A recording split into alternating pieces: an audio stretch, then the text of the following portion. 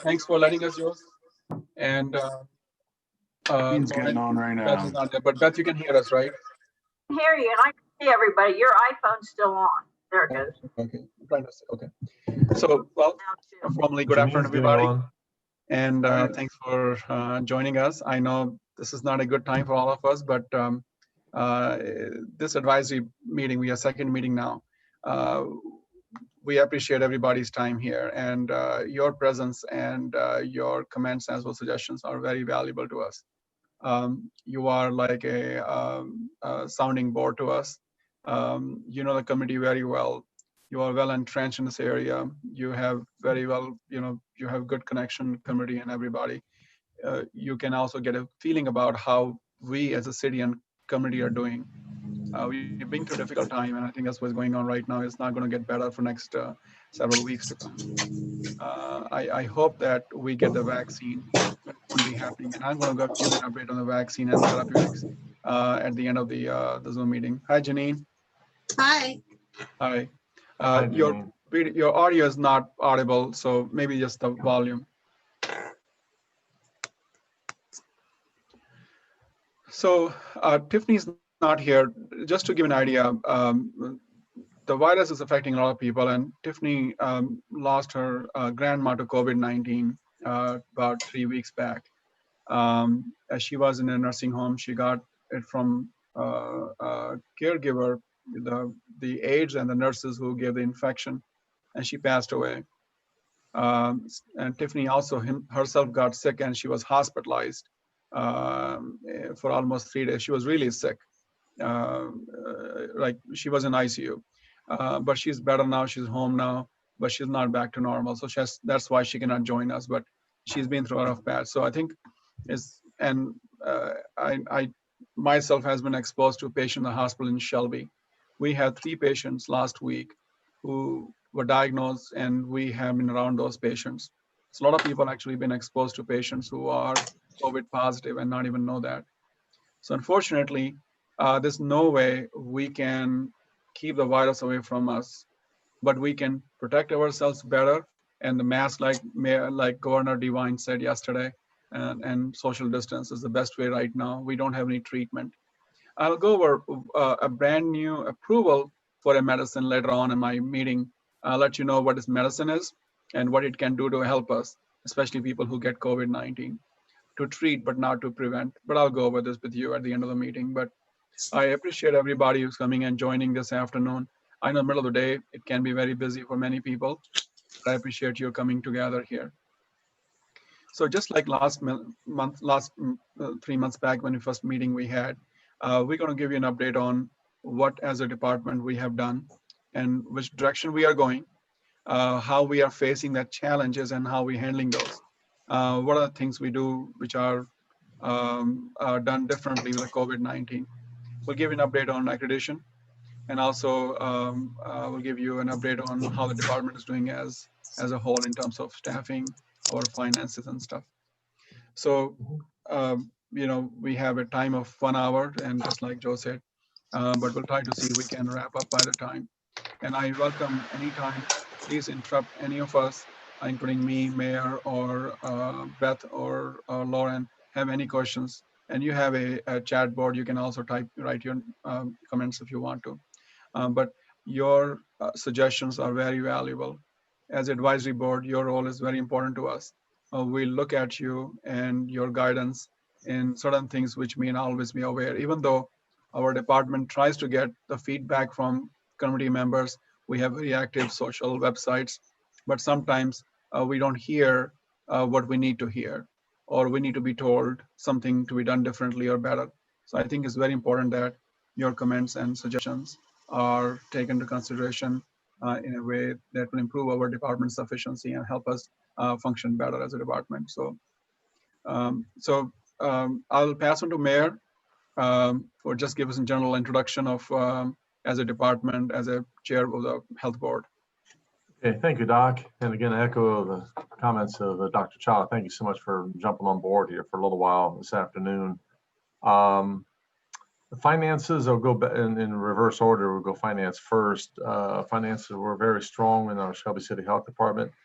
On the real estate taxes and personal property taxes, we have already exceeded our original revenue prediction we're about 104% with real estate and 122% with personal property income tax. So that revenue stream is coming very well.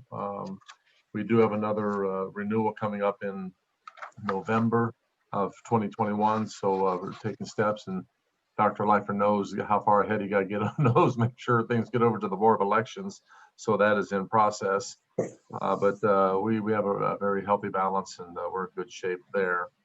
Dr. Chawla has been such a help with the schools. We've had many decisions to make on seating capacities and so forth, especially for sporting events. And you probably saw in the paper, you know, how do you try to pull off a homecoming dance or things of that nature. So Dr. Chawla has done a great job here as our medical director, giving advice in those regards. And usually he and I, or maybe he and I, Beth and Tiffany, all together kind of make those joint decisions. But I want to thank Dr. Chawla for always being there for us. He's so busy, but he always has time. So in fact, most recent, we looked at for basketball seating this year for the basketball season. So trying to work with the folks, make sure protocols are in place the best we can to keep people safe. Tiffany, Dr. Chawla mentioned Tiffany's illness and the impacts that has had.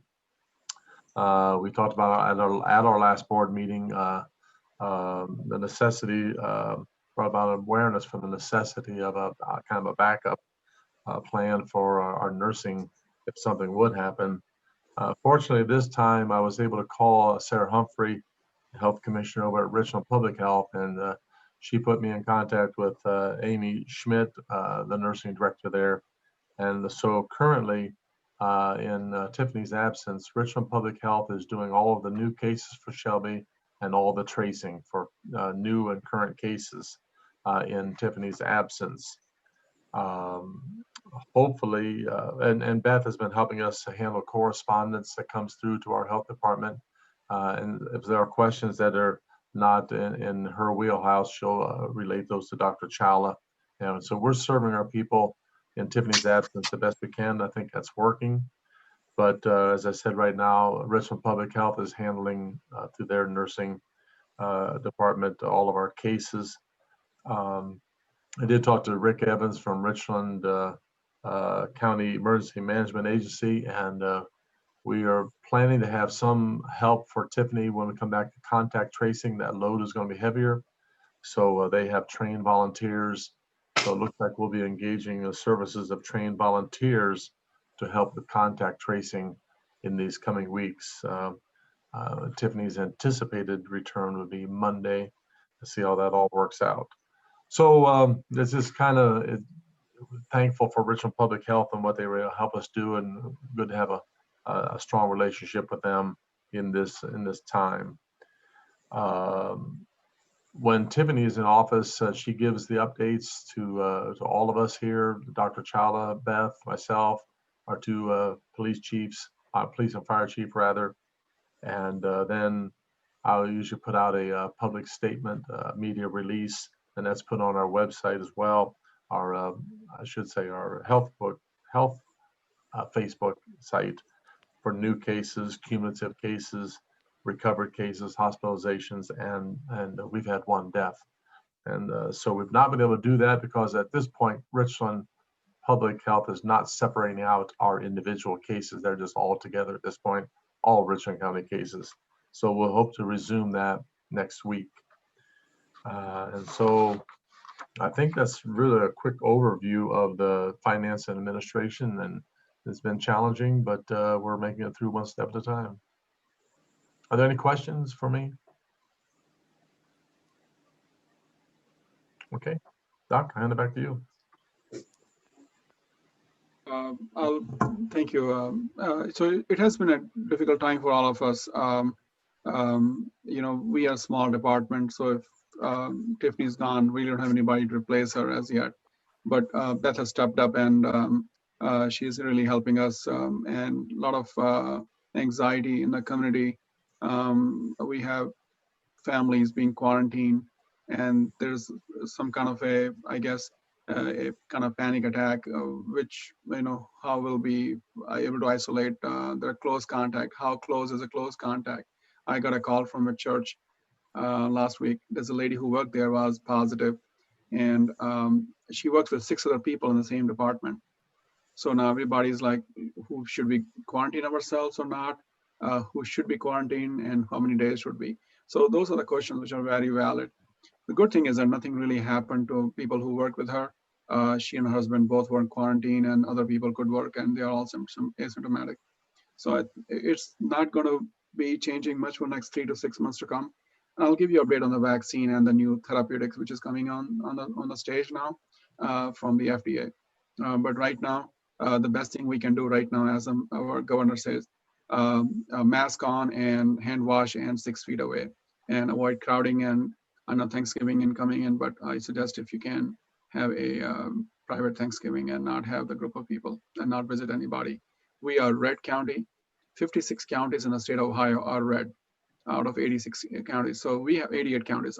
So we have almost every county seeing a sudden surge in the cases. So, and that's not going to get better. So I want you to be careful, not travel anywhere. And there are 8 states. If you travel and come back, you have to be quarantined for 2 weeks.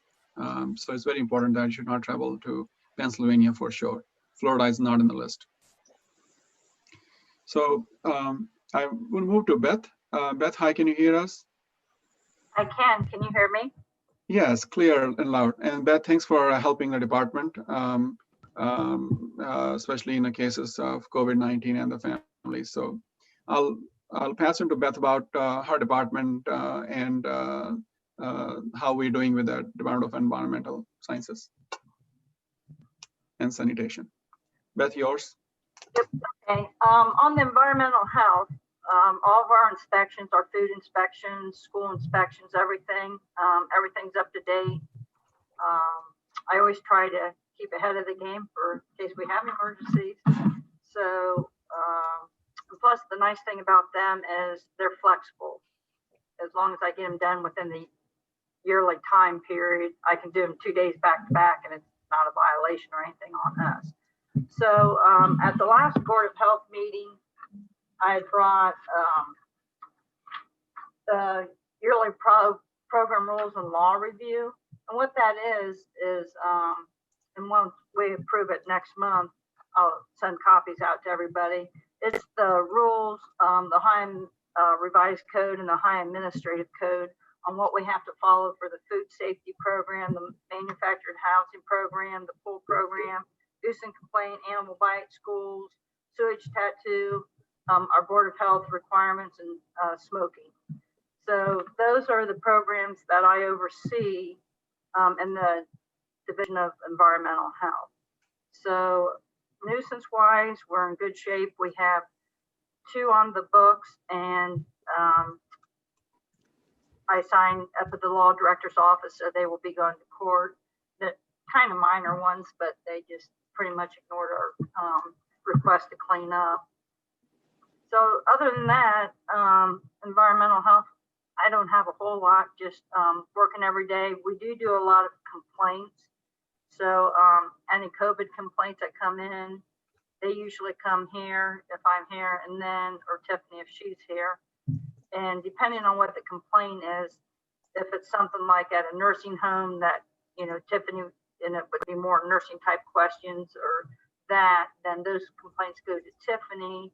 If they're more about a restaurant, people are, not social distancing, not wearing their mask, not following the requirements that's recommended, then we go in, we have a paper we fill out, go and talk with whoever at the facility, try to get them to comply, that type of stuff. They've kind of fallen off a little bit, but I look with the governor's new mandates from last night, I look for those to start increasing again, because people will be a little more concerned, especially now. I'm not sure what the requirements are going to be, because if, we do we don't give written warnings right now. We go down and talk to them and, try to get them to comply, but we haven't passed anything as a Board of Health on the new governors, what would be required, to give them a written reprimand and then shut them down for 24 hours. So we're going to have to talk about that. if that gets put in. But they haven't said if health departments are going to be doing that, or if he's going to have like the liquor board goes around and cites the liquor establishment. So we're just waiting to hear those guidelines. Yeah, thanks. And Beth, I'd like to add on. Right now, what it says, BWC will be giving citations. Whether BWC has enough staff or not is difficult to tell. I think it'll come down to us, because most complaints would not go anywhere, but will be called into our department. So yeah, we will probably get to know more about this restrictions and the regulations sooner. Thank you. Alrighty. So I'll step out Tiffany to give an update on what as Department of Nursing is doing. In last 4 months, most times what Tiffany has been doing is contact tracing. Last 2 months has been more difficult than they were before. So I think her most time is spent in contact tracing. And the CDC does require those contact tracing to be done, not only the person who is sicker and follow them every week, and we clear them after the quarantine time is over. We also have to find out their contacts. Close contact means family members, co-workers, or somebody they come close. It's not easy to always track everybody they come across, but at least the close contact family members, people living in the same household, or co-workers, and Tiffany has been trying to reach out to them and do as what the CDC guidelines say. Her nursing I guess her responsibilities are beyond the contact tracing, but that's a full-time pretty much job in the last 3-4 months. But since the COVID-19, our public education has been limited to our social websites. We're not able to hold any blood pressure or vaccination camps or events. In fact, till now, we are not able to hold any vaccination clinics in our city of Shelby.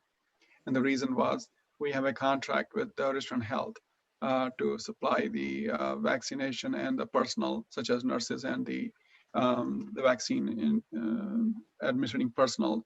Since Richland Health has disbanded their vaccine program for this year, we're not able to get anybody to come to Shelby to get the vaccine. So it has been a problem where a lot of kids could not be vaccinated in time, or they had to go other places such as the pharmacies or to get a vaccination, or to go to Richland Health in Mansfield, or go to their private doctor's office to get a vaccines. But the flu season is on the horizon, as you know, and I hope everybody in our screen will be getting a flu shot, but flu vaccine would be a little bit challenge here to get a vaccines. Most people would have to rely on the health departments. If not, then they have to go to the pharmacy to get a flu vaccines, or their doctor's offices or other places to get a flu vaccine. But it's going to be a challenge how we can control flu at the time of COVID-19.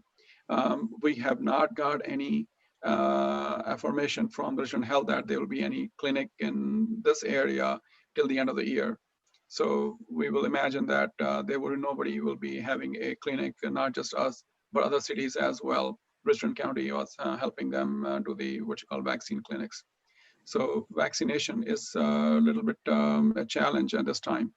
I'll talk about COVID vaccine as well later on as a part of my my time and as a part of advisory meeting today.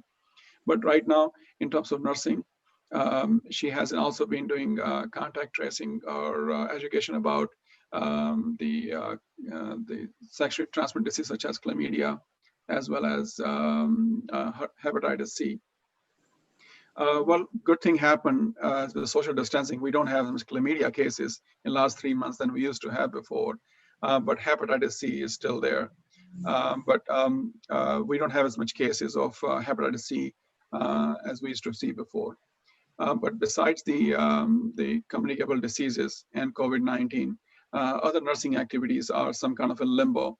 And we are just trying to keep up with our volume for COVID-19. So right now, when she comes back on Monday, she'll be back to what we had to do is to keep our community safer and engage everybody in social distancing and wearing masks. But other than that, I don't think I have any update from Tiffany about the nursing activities as far as last 3 months are concerned. So moving on, I will have Lauren help us address the accreditation issues. Lauren, can you hear us? Yes. All right. Good afternoon, everyone. So a couple updates for you on a couple key projects that we have ongoing related to accreditation.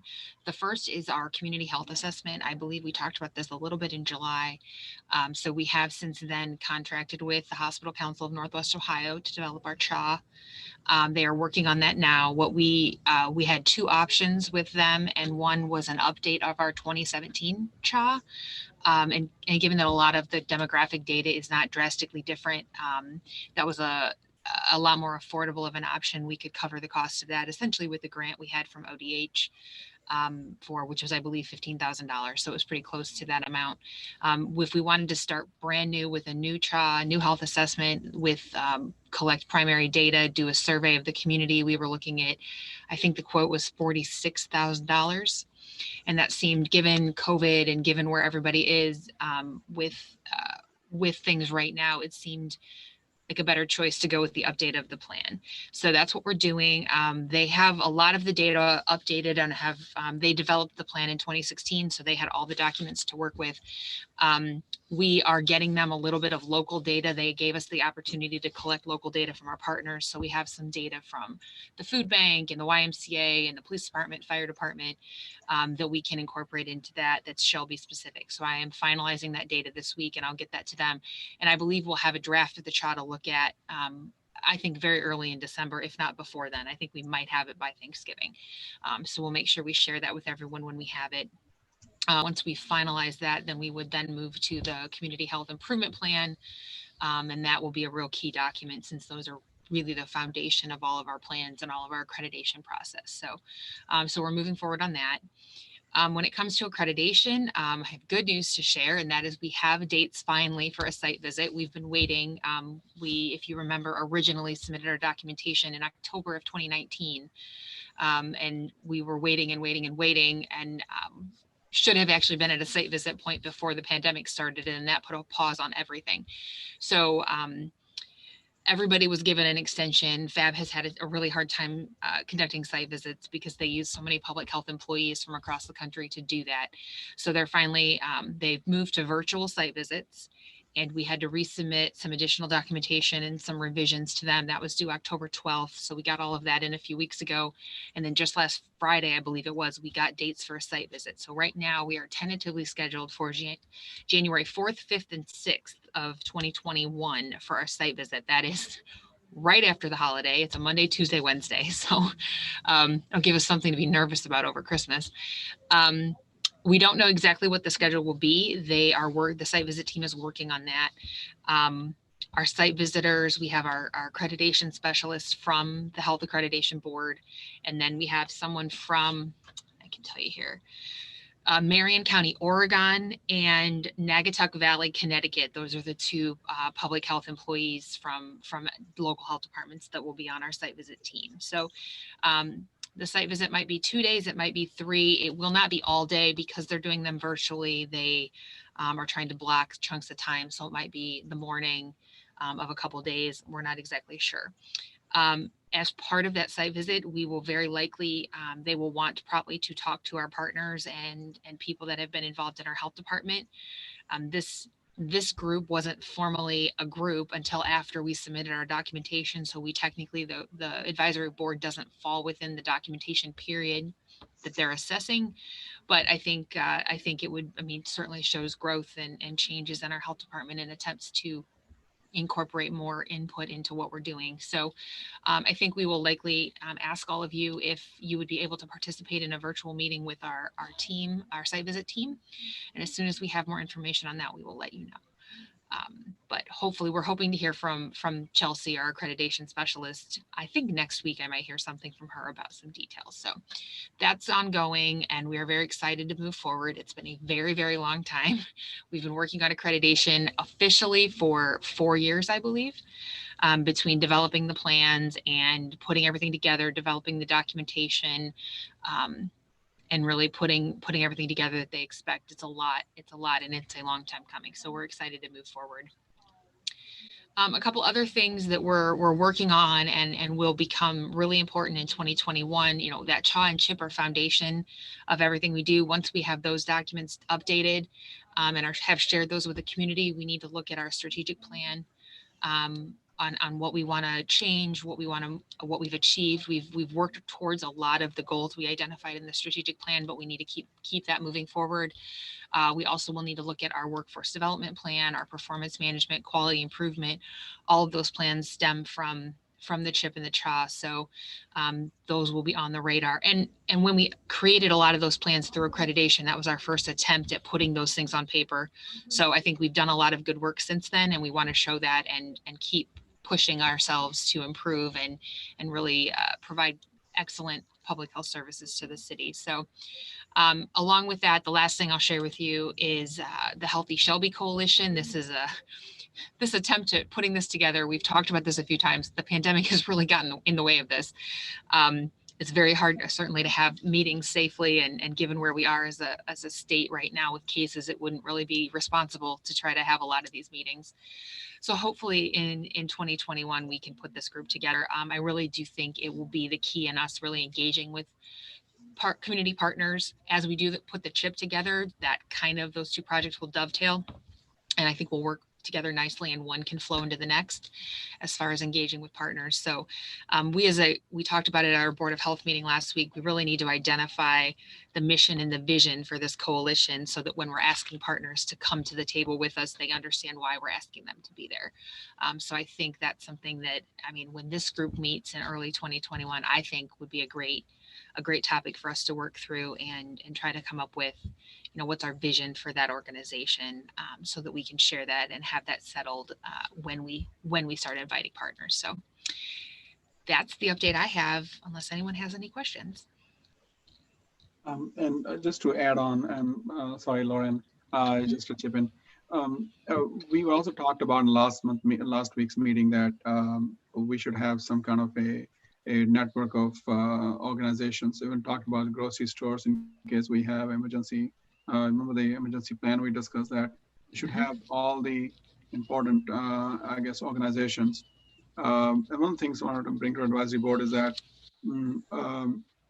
in a pandemic-like situation, and you have seen there was a lot of violence in big cities, and it was a disruption in later life of many big cities and many towns. And certainly we were not as affected by that than compared to other big towns and places like, East and West Coast.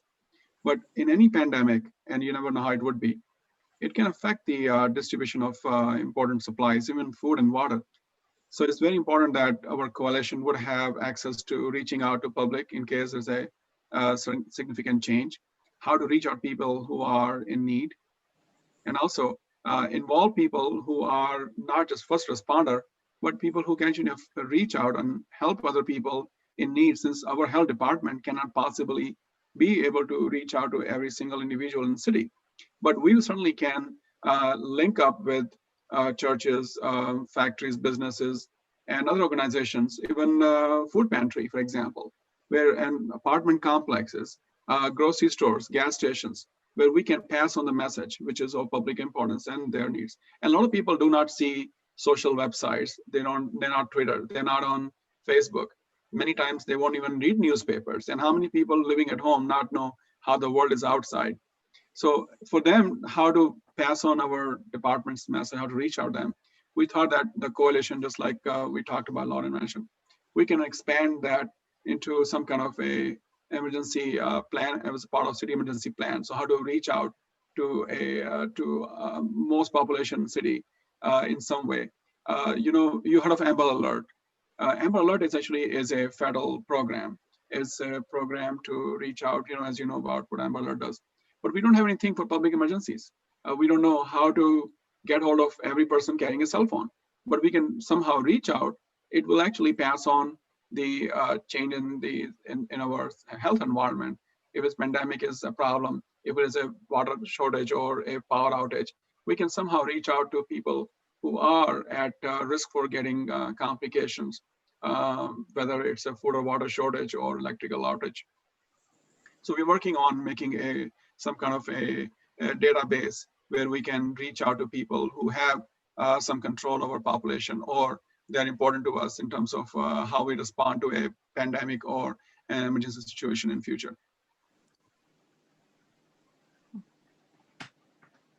All right, so I thought since we have some time left, I would like to give you an update on the couple of things. It's about how we're treating COVID-19.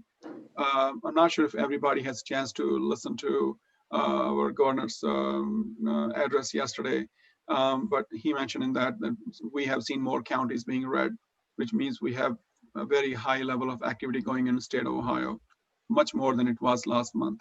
We only had about 12 counties in October. Now we have 56. There are a lot of cases being diagnosed. And in fact, as of today, there are about 2.5 million people who actually have been infected in the state of Ohio. That's a large. And that our mortality rate in our state is about 2.5%, which means about 5,600 people have died in our state from COVID-19 or the direct effect of COVID-19. And that includes out of all the people who are infected, not the population, but out of how many people were infected and how many people have actually passed away or died from the COVID-19. I don't see any signs with the way what we have seen now, any decline or any downturn in number of cases. I have not. And this is going to go on for next few more days. So we have rampant increase in the cases. We have so many patients in our office, in the hospital, employees, nurses, doctors, surgeons, anesthesiologists in Mansfield. Many of them have been positive. In fact, Cleveland Clinic, 500 employees of Cleveland Clinic are exposed and infected, and they're off. And they don't have any staff to fill those positions in. Major hospitals like Ohio Health, for example, they are running short on supplies too. They are really trying to keep our hospital system safe. So Shelby is not admitting any patient with COVID-19 as of now. All the patients with COVID-19 are still being transferred to Mansfield. But Mansfield running short, they actually have opened up another wing in the hospital to admit COVID-19. There's so many patients hospitalized. They're running short of the beds and the staff. So it's becoming a problem with the hospitals. And now there's going to be a challenge where we will have to have only admit people who are absolutely needing ventilator or needing something more than just the oxygen. In fact, many people will be sent home from the ER. We can't admit everybody with COVID-19 in the hospital. So we hope that we don't come to the stage where we have to decide which person to live, who not to live. But we have been running short on our beds, our supplies, our staff. It's going to be a challenge. So, but good thing about, you heard of the vaccine. I hope that everybody knows the vaccine was approved, right? But the vaccine is a problem. This vaccine cannot be stored unless temperature is minus 112 degree Fahrenheit, minus 100 degree. Imagine your room, your refrigerator freezer is minus 8 degree. To get the vaccine to the doctor's offices, pharmacies, clinics, public health, you have to have that kind of deep freezing, and the cold chain has not to be broken from manufacturer to the end distributor.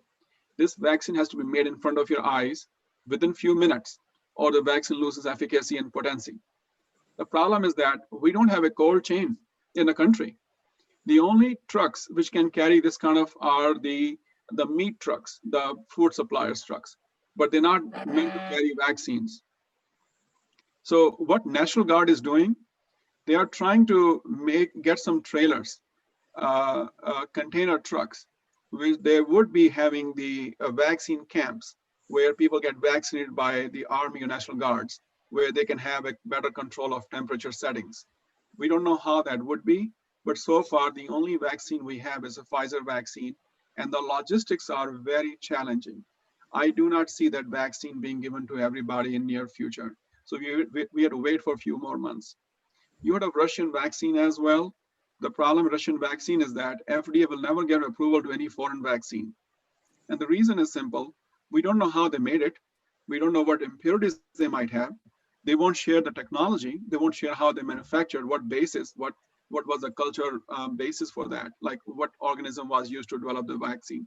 So unfortunately, the Chinese-Russian vaccine would not be in US. So only vaccine we have is the Moderna vaccine and the Pfizer. They both are promising. They're good vaccines. The problem is logistics. So our vaccine would not be available in our area for next 3 to 6 months. So till we figure out how to distribute that and effectively as well as to the high risk population. My understanding so far is that the vaccine will be given to people in nursing home and very high risk patients, assisted living, and EMT doctors, nurses, and the first responders will get a vaccine first, and subsequently be delivered to people over 65 and over with health condition. But again, how will that happen? Once again, it comes from the CDC. CDC is the driver for this process. And as you know that our current political process is a little bit challenged. So how and who will control the CDC? Which state will get first? Which cities will get first? We don't know. But unfortunately, I do not see if me and you will get the vaccine in next month or two, probably not. Now, coming to the new medicine, which was approved by the FDA, that medicine was made by the Eli Lilly and Company.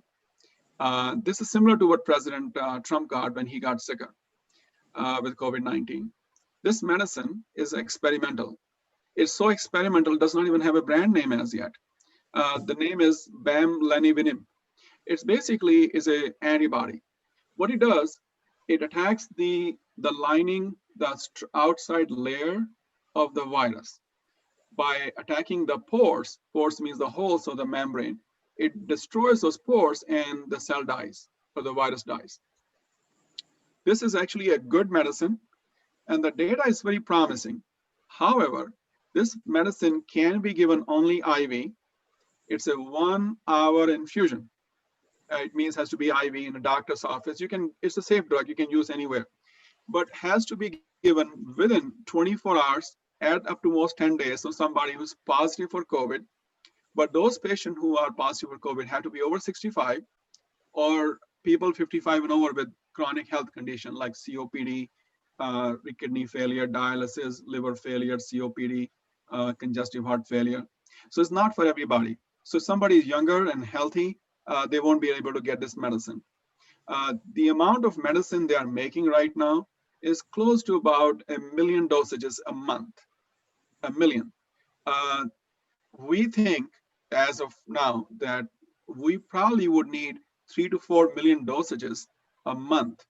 So we may have a shortage of the medicine, but that medicine is a good medicine for people who are positive for COVID, who are not sick as yet, but they could be sicker. So we can give this medicine so that we can keep them out of the hospital.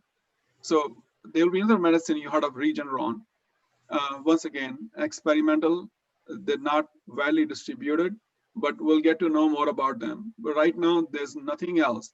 You heard of hydroxychloroquine. It's not being given. It would not be given to anybody. The other drug for people with pneumonia in the hospital is called remdesivir. The WHO and CDC found no data which proves that this medicine actually prevents death and mortality, which means your chance of dying even after you get this medicine is just as high as people who did not get this medicine. The only thing it did, it shortened the day of ICU, which means if you get this medicine for 5 days, that's the dose of the medicine is once a day for 5 days in the IV in the ICU. If you get this medicine for 5 days, the number of days you spend in the ICU is shorter. But people who die with this medicine are just as much as people who never got this medicine. So the mortality benefit was not there, but the length of stay was shorter. So it has some advantage in keep people out of the hospital and get them home sooner.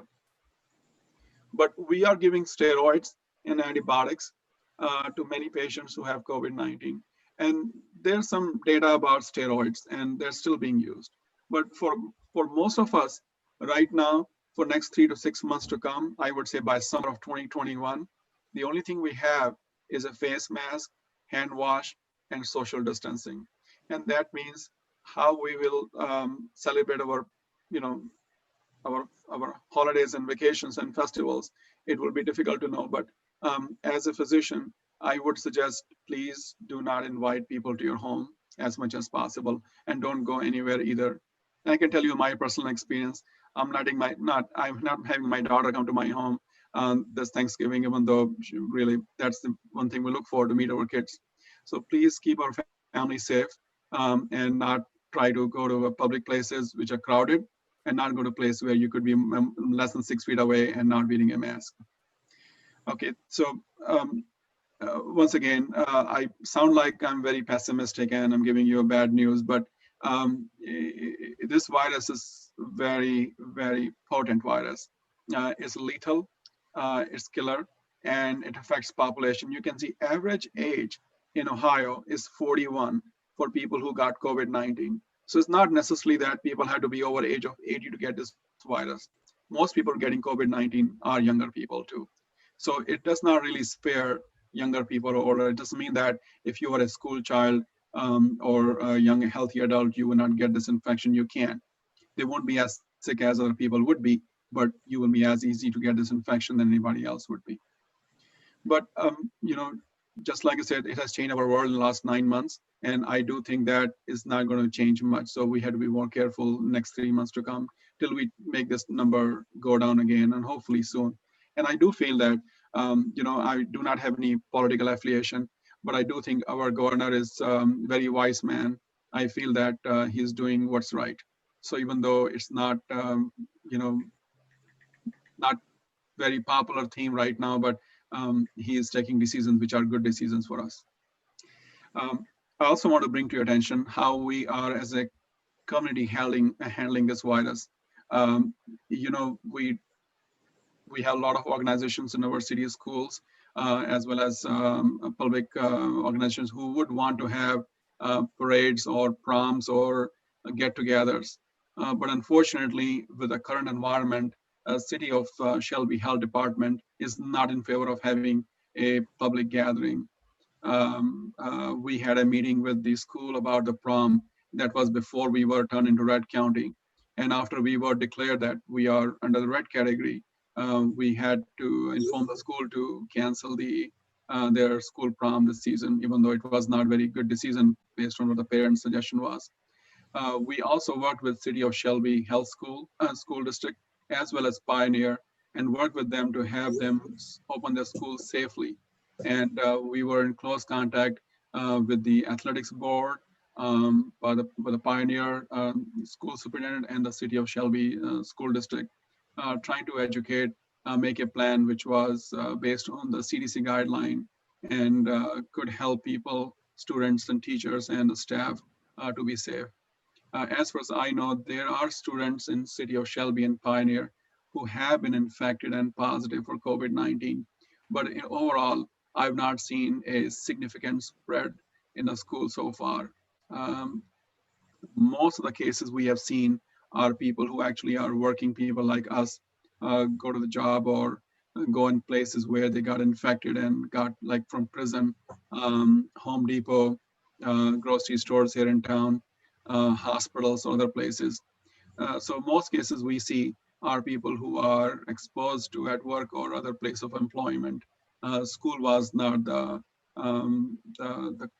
most common source of spreading this infection, but the school as well as the Pioneer, they're doing very good job of at least what I can see and hear from them about keeping their schools and their staff safer, especially what I've discussed with Pioneer, especially the grad ceremony. They did everything they can to keep people away from each other and keep this social distance appropriate. So I feel that our city has been very progressive in terms of keeping the disease under control and keeping the students safer. So I feel good about working with our city organization so far. And certainly we as a health department with Mayor and Beth and Tiffany and Lauren, we all working almost, we in contact, email each other every day on daily basis, back and forth. So we are keeping each other informed what's happening. And the advantage of small department is that we know each other very well, and it's easy to pass on a message to everybody, and simple, and it should be easy to communicate with everybody than a larger department would be. So saying that, I feel that even though we are not able to control the disease as much as we'd like to, but we're doing everything we can right now. And I feel that we do have a good science foundation, good support from mayor administration, and we as a good team, we are working to keep our city safer.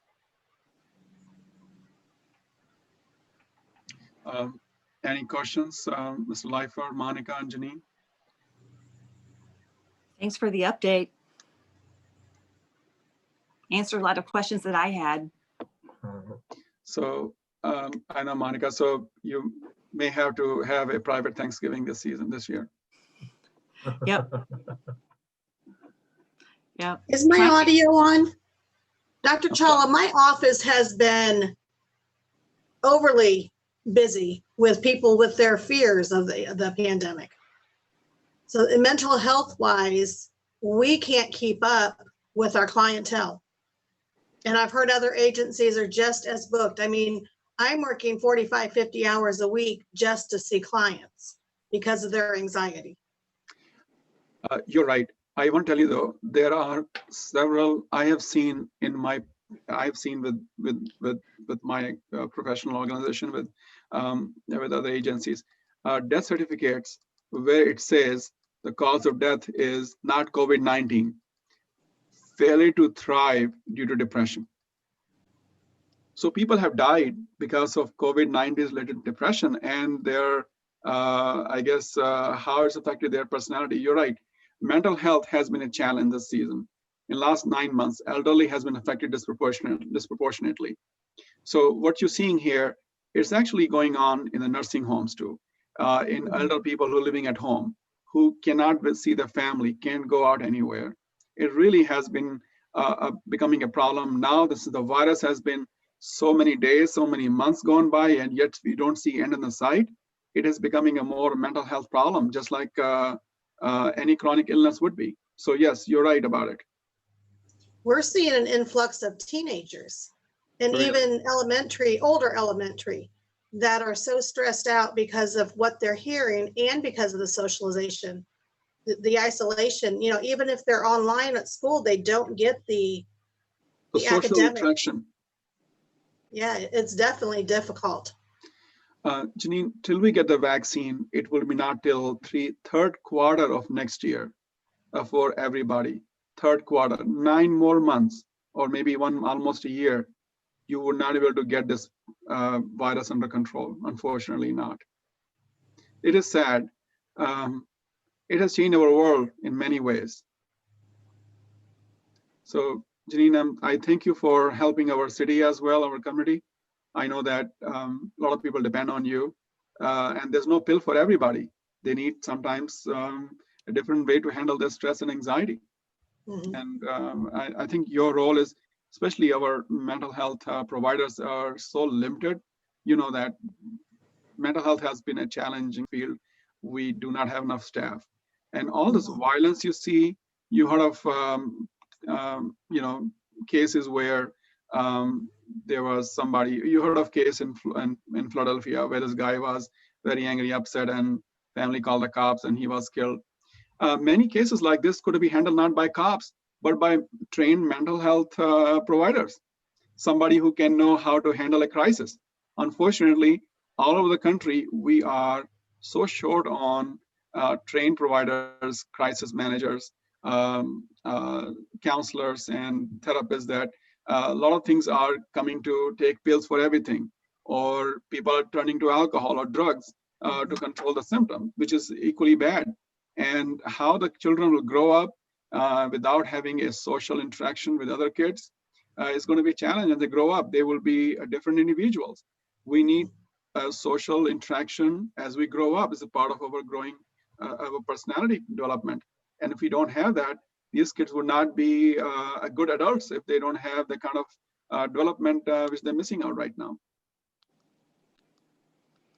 So yes, your pain is felt by everybody, and I understand how difficult it would be for you to handle so many cases every day.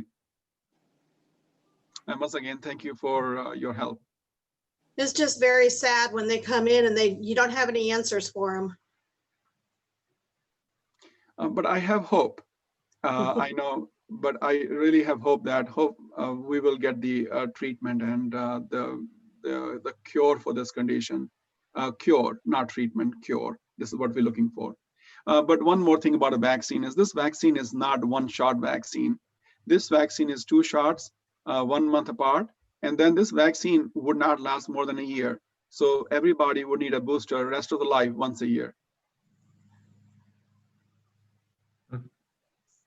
So till we get a different vaccine, I heard that the Moderna vaccine is a 2 shots, but it does not require high, low temperature. So hopefully we'll get something better. Very So good. Michael, anything you have to suggest?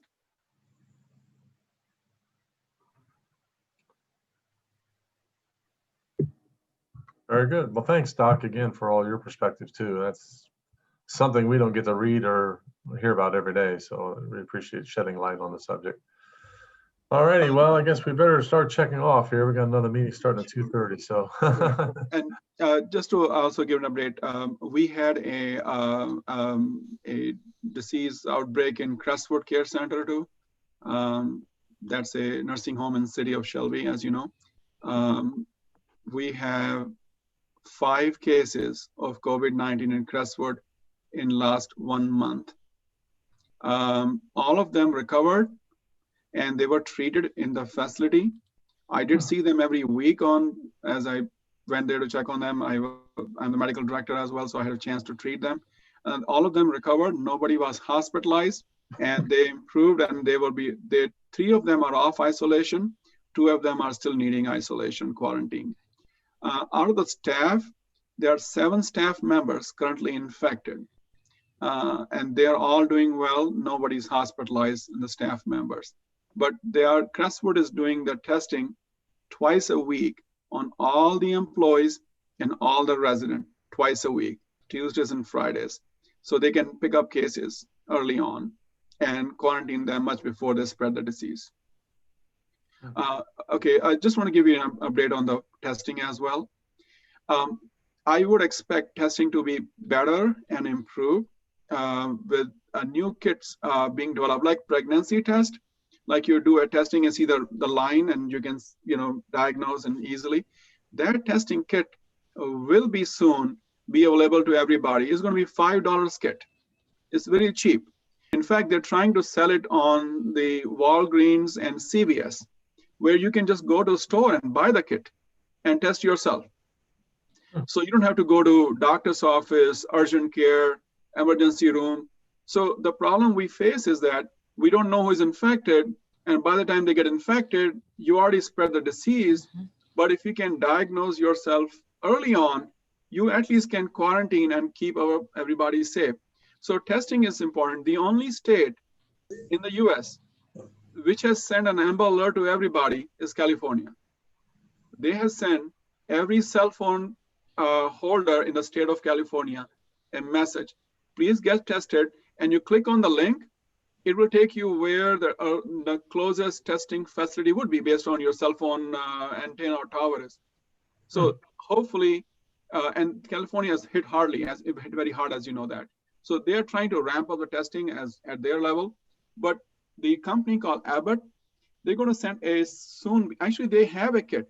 The problem is that they cannot send it to everybody as of now because there are limited amount of how many they can make. But next year, the plan is that they will be sending 1 million kit a week to all the pharmacies. In fact, Costco, you heard of Costco like Sam's Club? Costco is selling kit online. They're very expensive. And it's not a swab, it's a saliva test. You spit in a cup in a tube and you send to them. And they will diagnose within 3 days if you have positive test or not. So they can do that. So you can order that kit from online. But it takes 5 to 7 days between mailing it to you and sending it back to them and getting the results back. So it's a 1 week gap where you don't know whether you're sick or not. So you need something done quickly. You want quicker diagnosis. So the Abbott kit is really, really cool. It's very easy. It's one kit this big. It's a swab. You put in the kit, you take a swab and insert like a blood sugar checking device, and it changes color. And it's going to be a deal breaker. So hopefully next month or so, we should be able to get those kits. Once again, our political environment is a little bit challenging. So right now, nobody knows who is handling what. That's a problem. But once we have CDC control the process, we should be able to get testing faster. So you'll hear more about Abbott's kit sooner. But I, for example, try to order the kits for my practice, for example. They are limiting right now to public health, federal government, and the states. They're not selling it to anybody as of now. We got to get off here before the next group gets, they'll push us right off the screen. Sure. Thank Okay. you, everyone. Thank you. Thank you. Thanks, everyone. Chava. Thank you. Stay safe. Very much. Happy Good afternoon. Stay Thanksgiving. safe. Yes. Be All blessed. right. Bye, Bye-bye. Bye. Bye, Janine. Bye, Monica.